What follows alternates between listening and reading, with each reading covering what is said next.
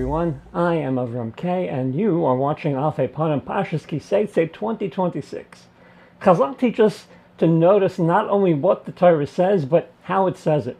How one parsha ends and the next begins. How one idea leans into another. The Sefer Meir Einei Yesharim builds on that here. At the end of Parsha Shaitim, the Torah says, Ki sa'aseh ha'yashar be'einei Hashem, that you did what was upright, proper in the eyes of Hashem. And immediately afterwards, Ki Seitzei opens Ki Seitzei la'milchama al oivecha, when you go out to battle with your enemy. That juxtaposition is striking.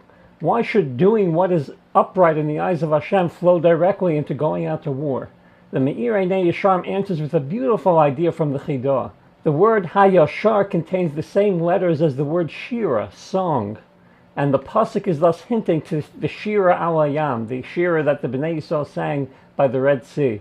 If a person says Shira with joy and with intention, with kavanah, the Chidah says that itself becomes a source of kapara, atonement, and also spiritual elevation. And then when he goes out to battle, Hashem will give him the enemy into his hands. The point is not merely poetic, it is structural. The Torah is telling us that the war is not won first on the battlefield, it is won earlier, deeper, inside the person himself. During the year, Ki Seitzei can be read as the parsha of conflict, of struggle, of moral discipline. But in Elul, every conflict becomes more intimate. Most of us are not heading out to war against an external enemy. We are going out to war against fatigue, or habit, or distraction, or inertia, or self-deception, against all the forces that make a person less than what he ought to be. And that is what makes the proximity of these ideas so powerful. The Torah does not say, go out to war, and in the process you will become Yashar. It says the reverse. Do what is right, do what is proper, do what is Yashar, and only then you should go out to battle. First the inner correction, the inner repair, and then the confrontation. That is very much an Elul idea, because tshuva is often imagined as moral inventory. What did I do wrong? Where did I fail? What must I fix? All of that is true. But tshuva is not only about identifying errors. It's about recovering inner alignment. That, I think, sheds light on another pasuk we know well. The Torah explains the downfall of the Jewish people with the words, Tachas asher lo yavadata as Hashem elokecha b'simcha v'tuv levov. Because you did not serve Hashem with happiness and a full heart, that is why you failed, and that is why you were punished. And then the Torah continues, you will serve your enemies. Usually this is heard as a rebuke. You should have served Hashem with joy, and you did not. But perhaps it is not only criticizing, it is also diagnosing. Why did you fail? Why did the enemy overtake you? Because something inside of you had already begun to collapse. A person without simcha is not merely lacking a nice thing, a virtue. He's missing an orientation. He's bent out of shape.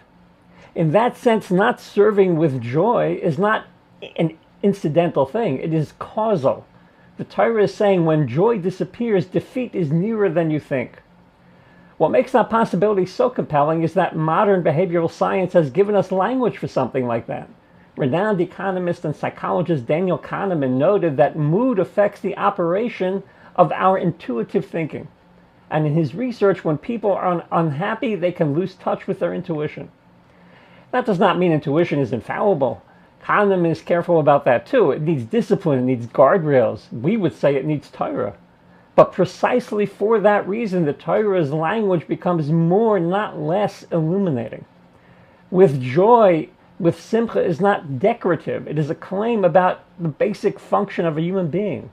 A person functions and thinks differently and makes different choices when his inner faculties are working properly. But when simcha disappears, something in the human being stops operating as it should. Recent research on physical posture suggests that the way we carry ourselves, the way we sit, the way we stand is not just an outward display of an inward state. It can also help produce that state. Earlier work found that sitting upright under stress was associated with better mood and self-esteem. More recent reporting on a McGill study says posture may influence emotion and decision-making more than people realize. That matters because it means that crookedness is not only a metaphor. A person who is slumped can begin to feel defeated before the battle has even begun. which makes the Torah's phrase ring differently. You did what was yashar, what was upright. Maybe uprightness is not only an ethical category, maybe it's also a human one. A person must become upright, yasher, straight again. Straight in stance, straight in perception, straight in relation to HaKadosh Baruch Hu. Because body, feeling, and judgment are not as separate as we'd like to pretend. This is what makes the Me'ir Einei Yesharim so beautiful. Its answer to war is not strategy or aggression. It's not even courage in the ordinary sense. Its answer is shira, song. Why? Because shira reorders the person. Song is not only expression, it is realignment. It restores our relationship with Hashem. A person who sings properly is brought back into proper orientation. And that may be the hidden avodah of Elul. Not only to inspect what is wrong, but to repair it by straightening ourselves. This avodah is both simpler and harder than we imagine. It means understanding that simcha is not superficial, but structural. And that the war against the enemy outside is usually won or lost first within ourselves.